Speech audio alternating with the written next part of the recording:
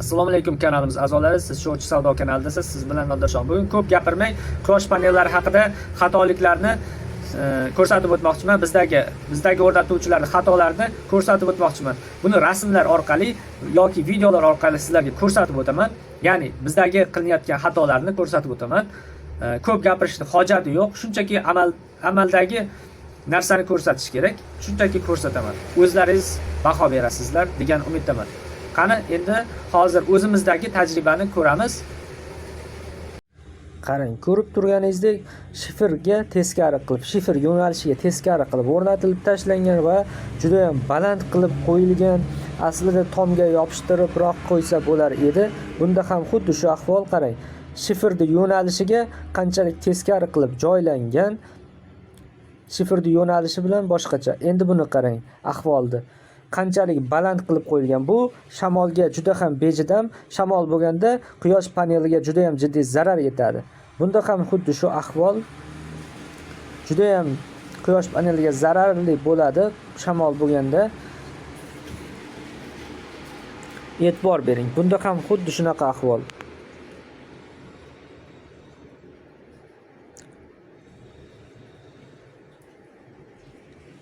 Endi buni qarang, qanchalik shifrga teskari qilib joylangan, gorizontal qilingan, bir xillarda vertikal qilib qo'yilgan.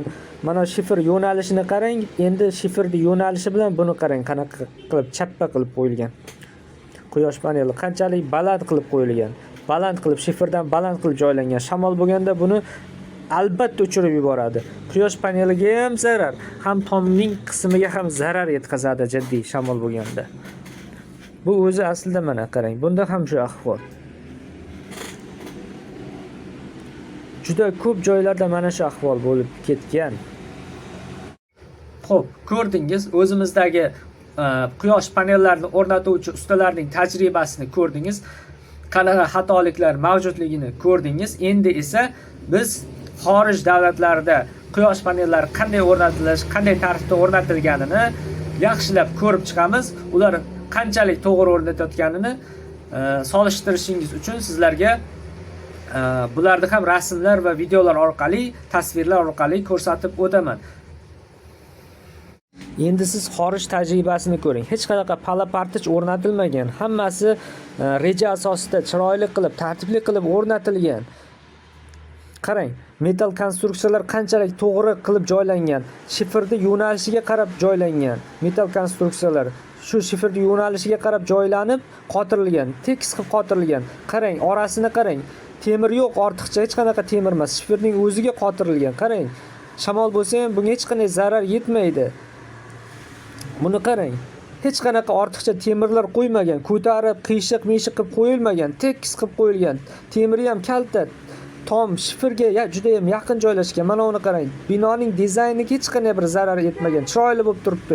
Uzoqdan ko'rsa ham juda ham chiroyli ko'rinadi. Bizda esa betartib.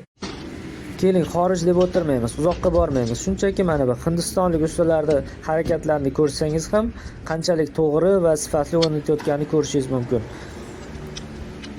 Bizdagi ustalarga qaraganda to'g'ri va sifatli o'rnatishyapti quyosh panellarini.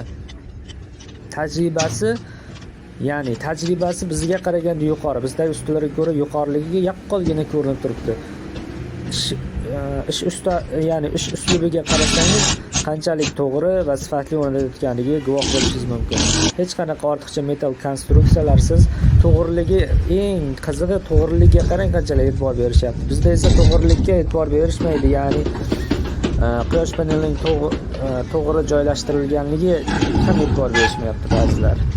Mount the panels on top of metal sheets.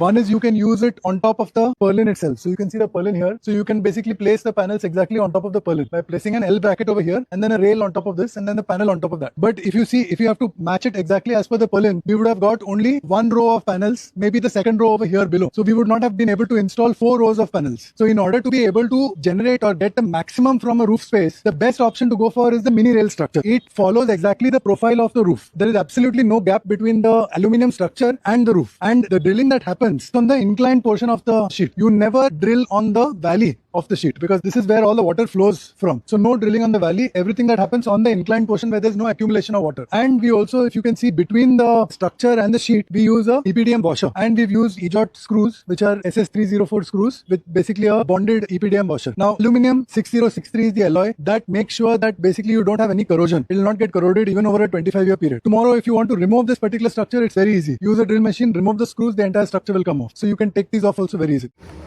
Ha, ko'rib turganingizdek mana shunaqa ahvol. Albatta, bu videolarni ko'rib, albatta solishtirgan bo'lsangiz kerak. Ya'ni bizdagi o'rnatuvchilar va xorij davlatlaridagi quyosh panellari o'rnatuvchilarining farqi, asl farqi nimada ekanligini solishtirib ko'rgan bo'lishingiz kerak. Bu bilan albatta tanqidiy ko'rib chiqmoqchi emasman, ammo bitta narsani bilish kerakki, quyosh panellarini qanchalik to'g'ri o'rnatsak, shunchalik samara beradi. Bu degani bizda quyosh panellarini to'g'ri o'rnatadiganlar yo'q degani emas. Mana shu hozirgi videomda hozircha bitta topildi. Keyingi videolarimda agarda topilsa, ularni ham ko'rsatib belgilab boraman. Hozircha bitta kompaniya topdim. Yaxshi o'rnatuvchi kompaniya. Videolarini tomosha qilib, buni albatta sizlarga tavsiya qilaman va videolarni ko'rsatib o'taman. Qanchalik chiroyli tartibda xorij tajribasi olinganligini ko'rsatib o'taman. Ushbu navbatdagi videoda ko'rishingiz mumkin tajribasini o'zingiz solishtirib. Mana shu kompaniyani ish uslubi juda ham menga yoqib qoldi va sifatli ham qo'yilgan. Bu reklama emas, bu tavsiya. Men o'zim ko'rib qolganim uchun, mana shu menga yoqqani uchun, ish uslubi yoqqani uchun ko'rsatib o'tyapman. Yana topilsa, albatta ko'rsatib o'taman. Mana o'zingiz guvoh bo'lishingiz mumkin. Mana qo'yilgan videoga qarab. Samarqandda qo'yilgan ekan.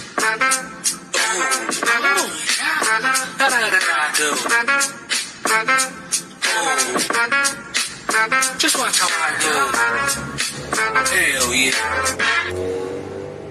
Ko'rib turganingizdek mana 15 yildan beri ishlar, ya'ni 15 yildan beri shu ishda davom ettirishar ekan. 15 yil bo'libdi boshlashganiga. Xo'p, yana boshqa ishlarni ham ko'rsatib o'taman hozir. Xo'p, mana bu ishi bor ekan. Samarqand viloyati Toyloq tumaniga qarashli qishloq xo'jaligi mahsulotlarini qayta ishlash korxonasiga biz tashrif buyurganmiz. Hozirda siz bilan yuqoriga ko'tarilamiz 1.3 megavatlik bo'lgan quyosh stansiyasi haqida qisqacha ma'lumot berib o'tamiz. Bu yerda 585 wattlik bo'lgan modullar va butun panellar soni esa 2222 donani tashkil etadi. Invertorlar soni esa 110 kilovatdan 10 dona va 140 kilovatdan 1 dona. Korxonada Ungri sistemasi tizimi ishlab turibdi va monitoring xizmati o'rnatilgan. Monitoring xizmati esa xohlagan joyingizdan siz qanday kilovat ishlab turganini bemalol kuzata olishingiz mumkin. Korxona asosan o'z ichki ehtiyojlarini Ko'ryapsizmi qanchalik akkuratni qilib o'rnatilgan. Mana bunisi. Assalomu alaykum do'stlar.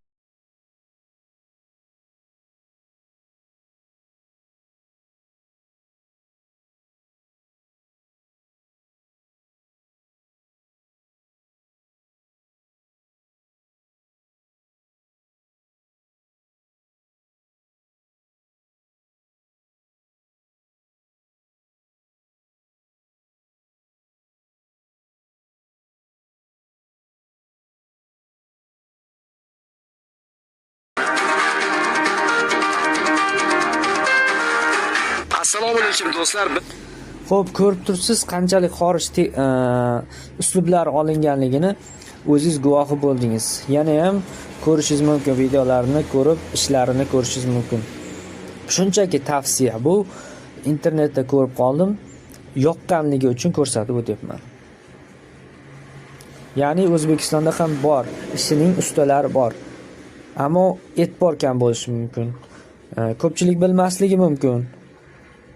Shuning uchun meni ko'rsatib o'tyapman. Xo'p, shunday qilib kanalimiz a'zolari videomiz manfaatli bo'lgan bo'lsa, foydali bo'lgan bo'lsa bizlarni kuzatib boring. Hozircha xayr salomat bo'ling.